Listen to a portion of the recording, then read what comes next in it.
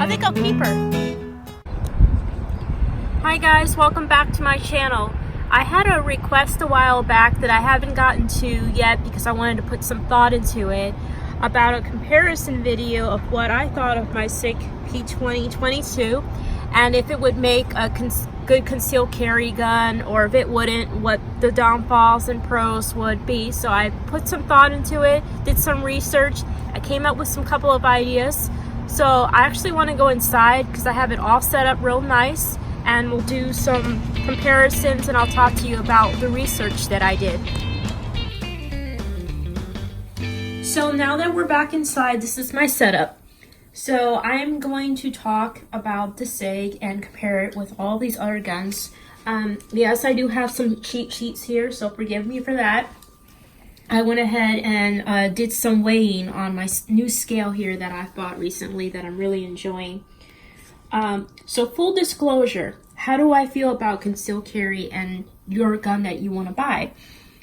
Whatever gun that you're going to get and can be able to conceal carry and open carry depending on what you want to do that day, I fully support and approve. You know, whatever is going to work for you is what works best for you is the point. Now, I can give you my opinion and you can go ahead and take it or, you know, have your own. But whatever you get is going to be perfect for you because you're going to do the research and everything else and then be able to, you know, conceal it wherever you're going to conceal it, and even when you get to those 50 shades of gray spots. So what I did with these guns is I went ahead and put them on my scale with loaded mags because that's how you're going to carry the gun. You're going to carry it loaded, of course.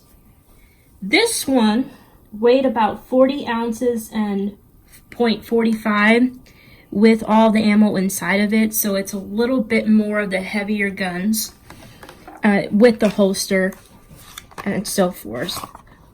So, I mean, I like it, but this one particularly, I would not be concealed carrying it just because I am a smaller frame and this is a much larger gun. I did not buy it with that intent. But if you're able to conceal carry this, great. I think it's a great gun. Has, you know, all the nice features, has the drop safety, all that kind of fun stuff. So, again, it's what works best for you. That was the 40.45, so I'm going to go ahead and set that over there. The holster over there. Now, this one particularly, I haven't found a lot of holsters for this gun. I think that's definitely a con if you want to, you know, carry it on body, which of course you would want to. So please comment below because I'm kind of curious, if you have this gun, what holsters do you have? Perhaps that will help, you know, some other people that are also asking questions and doing research and stuff like that. And I'm still kind of curious. I mean, I love my leather holster. It's been working great for the gun, but I'm kind of curious. There's some reasons why there's not a lot of holsters for this particular gun. I'm kind of wondering if that's something that's going to change in the future or not. So perhaps maybe that will change my mind once the other holsters will come out and I can kind of see, or not. I'm not really sure. But again, I didn't buy it for concealed carry, so I don't really go through that in my mind. It's more of a toy where I wanted a full-size Sig so I could go play in the range, and it's working absolutely perfect for that. I absolutely love this gun when you're talking about that. So the other gun that I was comparing it to is another gun that also holds the same amount of rounds in it. It's the Glock 19. So of course, and this is a G-code holster, which I've come to really like this company.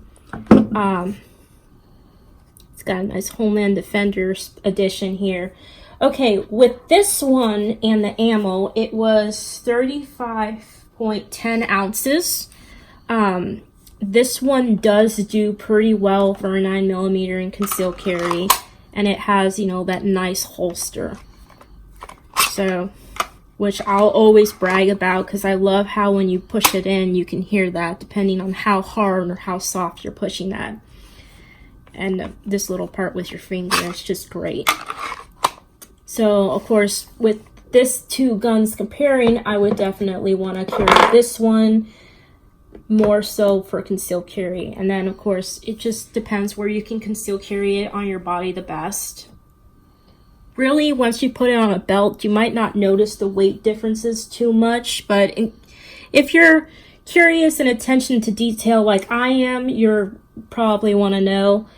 Of course, now I have my Glock 43X, which I'm absolutely loving this little toy.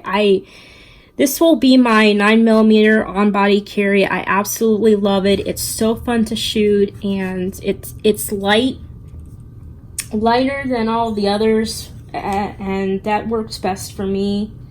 Coming in at 26 ounces, 0.75, 20 without the ammo, just in case you were wondering, because I do have those numbers.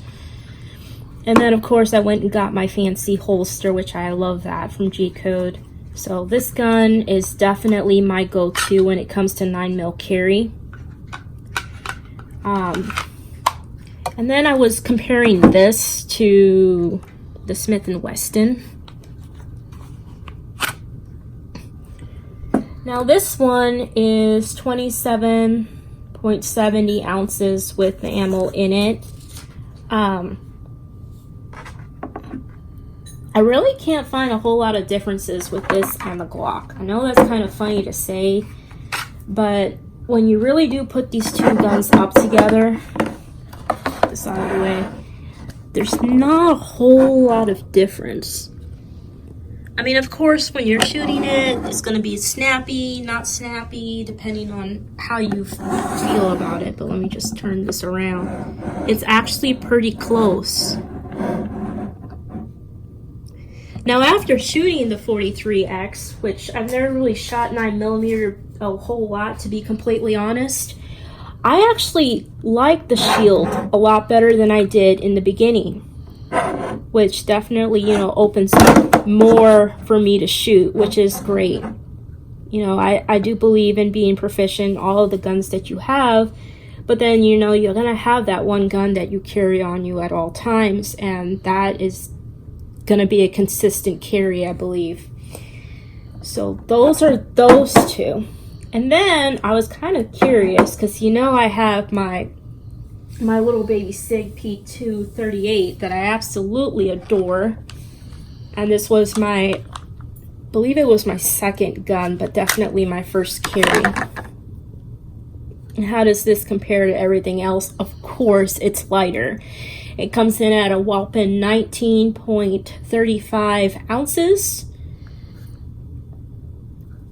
when all is said and done. So let's go ahead and get rid of that. So of course, if you're a smaller frame like I am and you just want something smaller or put in a purse or a backpack or something like that that's not so heavy, this definitely takes the cake on that. But again, it's a 380. Not a lot of people want a 380. Some people want a bigger size ammo.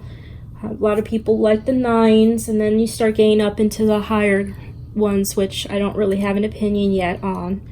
So in case you're curious about that, I haven't really shot any higher than 9 besides my AR pistol, which is the 5.56 So I really don't feel like I can give an honest opinion on that just yet. So stay tuned for my adventures as I am getting more and more guns in my future. But I appreciate you watching. Make sure you do comment below because I definitely want to hear your opinions and your experiences with the 2022 and, you know, your holsters and stuff like that, since this is the gun that basically brought this conversation on in the first place.